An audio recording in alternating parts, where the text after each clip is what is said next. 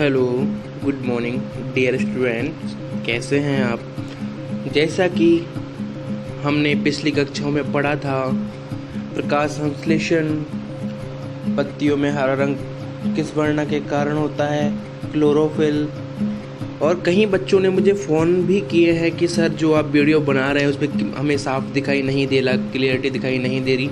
इसीलिए मैंने आज आपके लिए वापस आपके लिए क्लियरिटी वाली बुक्स रखी है। तो ठीक है, आप ध्यान से समझिए, देखिए, पढ़िए। चलो बात करते हैं आगे। कल अपन ने पढ़ी थी पत्तियाँ, द्वार कोशिकाएं कहाँ होती हैं, सेंटर में कहाँ होती हैं। और आपको मैंने दिया था कि आपको पत्तियों का डायग्राम बनाना है। अभी तक किसी भी बालक ने मुझे पत्तियों का डायग्राम की फ़ोटो नहीं भेजी है बना करके।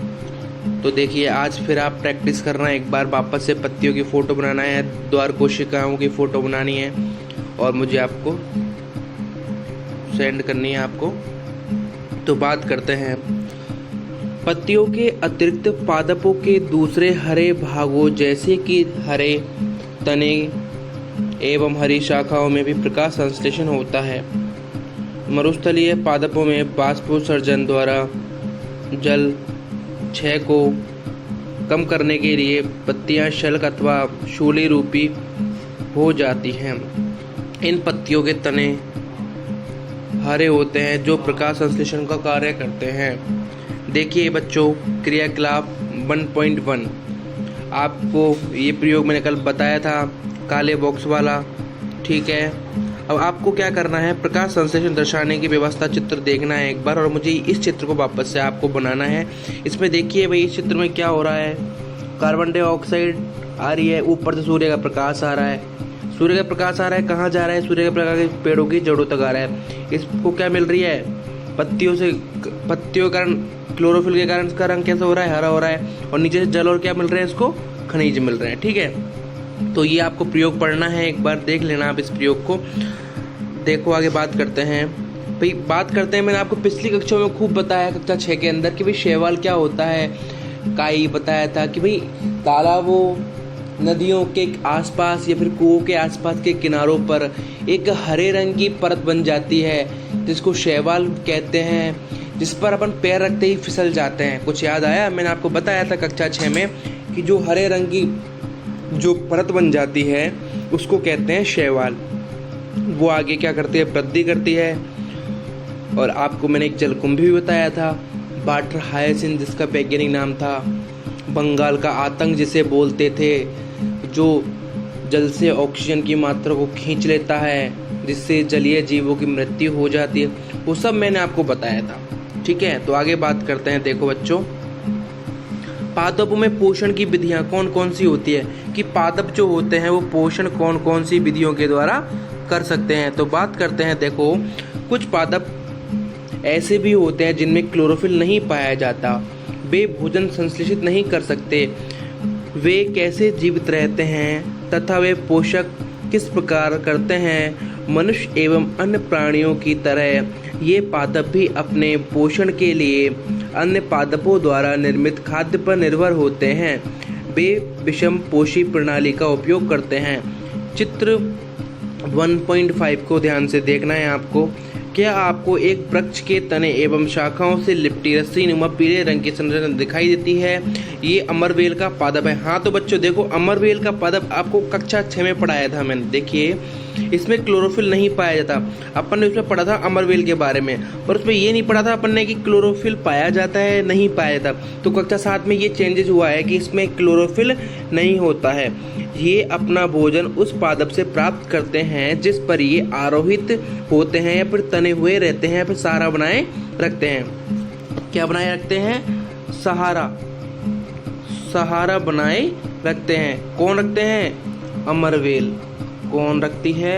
याद रखना, अमरवेल। ठीक है, बात करते हैं। जो अमरवेल होती है, इसमें क्या नहीं पाया जाता? क्लोरोफिल। क्या नहीं पाया जाता? याद रखना, क्लोरोफिल नहीं पाया जाता। ठीक है, ये आपको याद रखना है। अमरवेल में क्या नहीं पाया जाता? क्लोरोफिल नहीं पाया जाता। जिस पर ये आरोहित होते हैं वह पादप परपोषी कहलाता है। परपोषी मतलब पर मतलब दूसरों से, पोषी मतलब पोषण ग्रहण करना। जो पादप दूसरों से पोषण ग्रहण करते हैं परपोषी कहलाते हैं। किससे कर रहे हैं पोषण ग्रहण? दूसरों से। किससे कर रहे हैं? दूसरों से। परपोषी, पर प्लस पोषी, पोषी,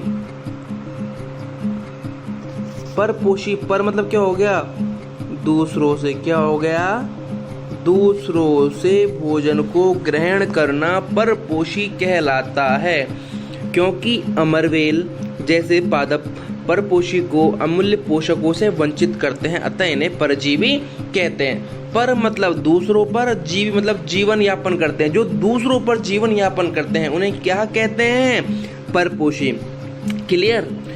आगे बात करते हैं पादपों में कार्बोहाइड्रेट के अतिरिक्त अन्य खाद्यों का संश्लेषण किस प्रकार होता है। तो देखिए बच्चों, अभी आपने पढ़ा कि प्रकाश संश्लेषण प्रक्रम द्वारा पादप कार्बोहाइड्रेट का संश्लेषण करते हैं। कार्बोहाइड्रेट कार्बन, हाइड्रोजन एवं ऑक्सीजन से बनते हैं।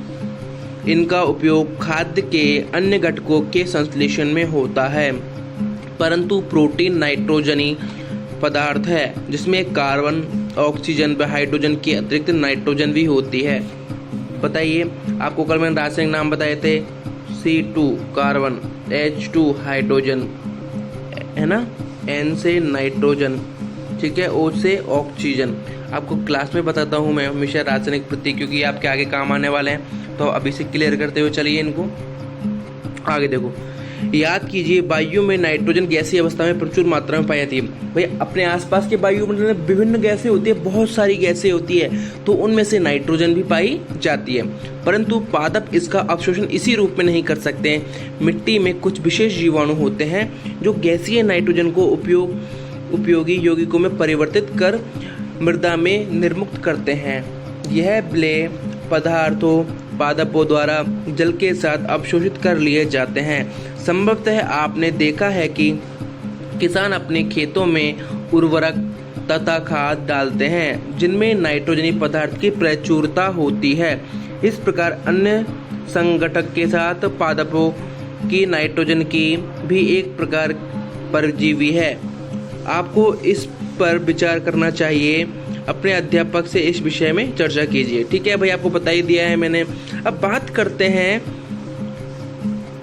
किसकी बात करें? आपने ऐसे पादपों को देखा अथवा उनके विषय में सुना होगा। किनके? भाई किसके बारे में? भाई पहली पूछ रही है, पहली जानना चाह रही है कि क्या हमारा रक्त चूसने वाले मच्छर, खटमल, जूं एवं जोंक जैसे भी परजीवी होते हैं? बिल्कुल सही पूछ रही है भाई। देखिए, पर मतलब दूसरा, जीवी मतलब जीवन यापन करना। अपन को कोई मच्छर खाद काटता है तो सतह पर आकर के क्या करता है? अपने रक्त को चूसता है, तो वो भी परजीवी हो गया ना। तो फिर सही कह रही है ये। आगे पढ़ो, देखो क्या कह रही है ये। जो जंतुओं का भक्षण करते हैं, कुछ ऐसे पादप भी हैं जो कीड़ों को पकड़ते हैं, बिल्कुल, तथा उन्हें पचा जाते हैं। क्या यह विषमयकारी नहीं है? ऐसे पौधे हरे अथवा अन्य किसी रंग के हो सकते हैं। चित्र 1.6 में पादपों को देखिए। इसके गड़े घट के समान दिखाई देने वाले संरचना वास्तव में उसकी पत्ती के का रूपांतरित भाग है। पत्ते का शीर्ष भाग घड़े का ढक्कन बनाता है। घड़े के अंदर रोम होते हैं जो नीचे की ओर ढलके रहते हैं, अर्थात अधोमुखी होते हैं। जब कोई कीट घड़े में प्रवेश करता है तो उसके रोमों के बीच फंस जाता है। घड़े में उपस्थित पाचकरस कीटों का पाचन हो जाता है। कीटों का भक्षण करने वाले पादपों कीट भक्षी पादप कहते हैं। हाँ भाई, देखो भाई, यहाँ से बन गया आपका एक क्वेश्चन। कीट भक्षी पादप किसे कहते हैं? कीट मतलब क्या होता है? कीड़ा। क्या होता है? कीट मतलब कीड़ा। और भक्षी मतलब भक्षण करने वाला राक्षस जो होता है, खाता है ना मनुष्यों को। कीड़े भी खाते हैं ना। किसको खाते हैं? कीट भक्षी, कीटों का भक्षण करने वाले, कीटों को पचाने वाले, कीटों को पचाने वाले, खा जाने वाले, कीटों को खा जाने वाले क्या कहते हैं? कीट भक्षी कहते हैं। वीनस फ्लाई ट्रैप अथवा संड्यू कीटभक्षी पादपों के उदाहरण। हाँ भाई देखो, क्वेश्चन आएगा 1 नंबर में, कीटभक्षी पादपों के उदाहरण लिखिए। बीनस फ्लाई ट्रैप, संड्यू कीटभक्षी पादपों के 2 अन्य उदाहरण हैं, बीनस फ्लाई और संड्यू कीटभक्षी। आप मुझे ये जो भी मैं आपको अंडरलाइन कर रहा हूँ वो मुझे बुक में, नोटबुक में करके दिखाएंगे कि कीटभक्षी किसे कहते हैं, परपोषी किसे कहते हैं, सहजीवी किसे कहते हैं। इन सब की परिभाषाएं लिख करके, उदाहरण लिख करके आप मुझे बताएंगे। आप देखिए बच्चों, ये क्लास आप समझिए कि ऑफलाइन ही चल रही है स्कूल के अंदर। मैं आपको जो भी वर्क देता हूँ आपको ये वर्क कंटिन्यू करना है और आप फर्स्ट यूनिट से चैप्टर वाइज चैप्टर अपन भी चलेंगे और आपको भी चैप्टर वाइज चैप्टर चल करके देखना है और नोटबुक में नोट करना है। जहाँ भी आपको दिक्कत आए आप मुझे कमेंट करके बताएं कि सर यहाँ दिक्कत आई है, यहाँ समझ में नहीं आया है, सर हमें ऑनलाइन पढ़ने में दिक्कत आ रही है। अब जो भी आपकी प्रॉब्लम हो आप मुझे बताएं, आपको और सुधार किया जाएगा। अभी आपको मैं बुक के माध्यम से पढ़ा रहा हूँ, बाकी अब आपके कोई क्वेश्चन है तो मैं आपको बोर्ड पर करूँगा, बोर्ड पर बताऊँगा, पर जितना मैं आपको अभी बता रहा हूँ आप उतना करते चलिए। ठीक है बच्चों, चलो आगे बात करते हैं। क्या यह भी संभव है इस प्रकार के पादपों को मृदा से वे पोषक तत्व नहीं मिल पाते जिन्हें उन्हें आवश्यकता है? भाई बूझो है इसमें, एक तो बूझो है और एक पहेली है, ये दोनों क्वेश्चन पूछ रहे हैं, पर आप तो क्वेश्चन पूछ नहीं सकते, तो पहेली पूछ रही है और बूझो पूछ रहा है। तो बूझो भ्रमित है, यदि घटपर्णी हरा होता है और प्रकाश संश्लेषण संपादित करता है तो यह कीटों को भक्षण क्यों करता है? भाई इसका भी अच्छा क्वेश्चन है, तो इसके क्वेश्चन का आंसर आगे मिलेगा। देखिए, मृतजीवी, ये सारे बच्चे सोच रहे होंगे ये कक्षा 6 में पढ़ चुके हैं, बोरिंग फील हो रहा है। बच्चों आप कक्षा 6 में पढ़ चुके हैं पर इसमें नए नए एग्जाम्पल हैं इस बुक्स में और आपने पिछले बुक्स में देखे नहीं है ये। ठीक है, मतलब हर चीज़ चेंजेज होती है, हर सिलेबस चेंजेज होता है, वही इसमें चेंजेज किया गया है आपके। ठीक है, तो देखो भाई, आपने मार्केट में क्या देखा होगा, मशरूम तो देखा ही होगा, छत्रक तो देखा ही होगा भाई। कई बार बारिशों के मौसम में हो जाता है ये छतरी टाइप में बन जाती है, छतरी टाइप में। ठीक है, उनकी सब्जियां भी बनती है, बारिशों के दिनों में होता है। वृक्षों की सड़ी गली टूटी टहनियों अथवा तनों या छाल पर छातों के समान एक गुच्छे नुमा संरचना बन जाती है।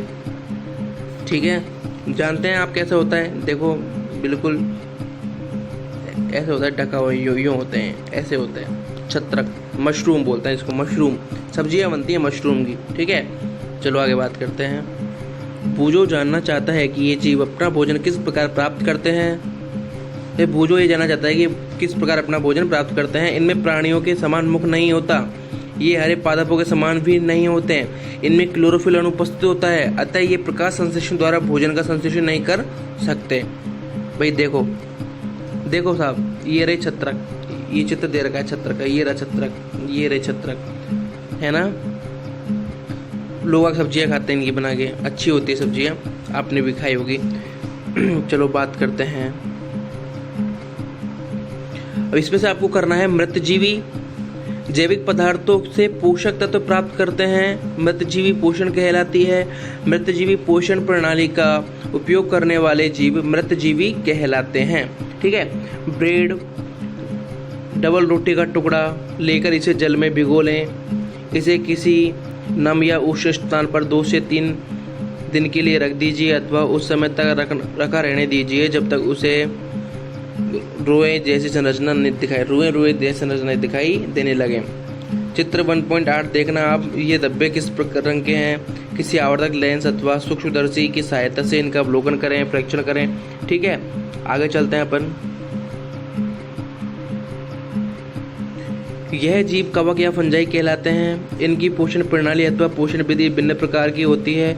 ये मृत एवं विघटनकारी सड़ने वाली वस्तुओं, जैव पदार्थों की सतह पर कुछ पाचक रसों का स्राव करते हैं, उसे साधारण व विलेय रूप में परिवर्तित कर देते हैं। तत्पश्चात वे इस विलयन का भोजन कवक फंजाई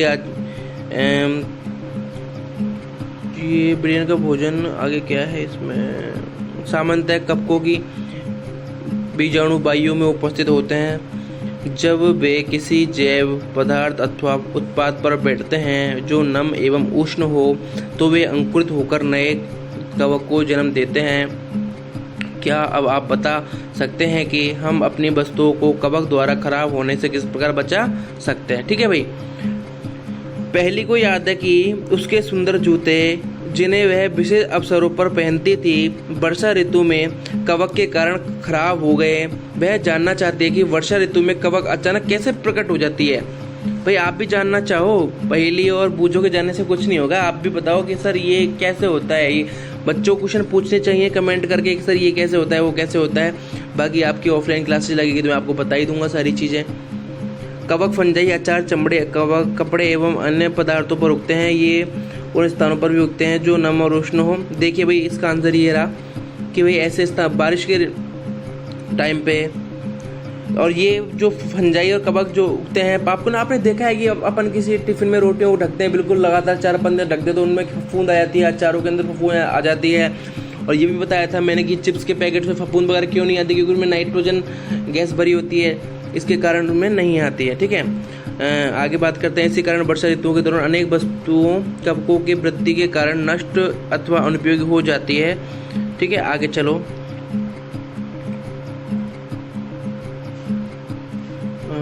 हो गया। चलो आगे बात करते हैं। सहजीवी। कुछ जीव एक दूसरे के साथ रहते हैं, अपना आवास एवं पोषक तत्व एक दूसरे के साथ बांटते हैं, उसे सहजीवी संबंध कहते हैं। आपको परिभाषा लिखनी है सहजीवी किसे कहते हैं। सह मतलब साथ साथ, जीवी मतलब यापन करना। सह मतलब क्या होता है? साथ साथ साथ साथ। जीवी मतलब जीवन यापन, क्या करना? जीवन यापन करना, जीवन यापन करना। साथ साथ जो जीवन यापन करते हैं उनको क्या कहते हैं बेटा? सहजीवी कहते हैं। ठीक है, चलो उदाहरण। कुछ कवक वृक्षों की जड़ों में रहते हैं। वृक्ष कवक को पोषण प्रदान करते हैं। पतले में उन्हें जल एवं पोषकों के अवशोषण में सहायता मिलती है। वृक्ष के लिए इस संबंध का विशेष महत्व है। ठीक है, चलो इसके बाद देखेंगे अपन, कल देखेंगे मृदा में पोषकों की पुनः पूर्ति किस प्रकार होती है। ये आपको कल देखना है। तो जो भी बच्चों को समझ में नहीं आया है वो कमेंट करके बताएं। चैनल को लाइक करें, सब्सक्राइब करें, जिससे अगली क्लास की नोटिफिकेशन आप तक पहुंच जाए। Thank you. सभी बच्चे नोट्स बनाएं, ढंग से अच्छे से पढ़ाई करें। धन्यवाद।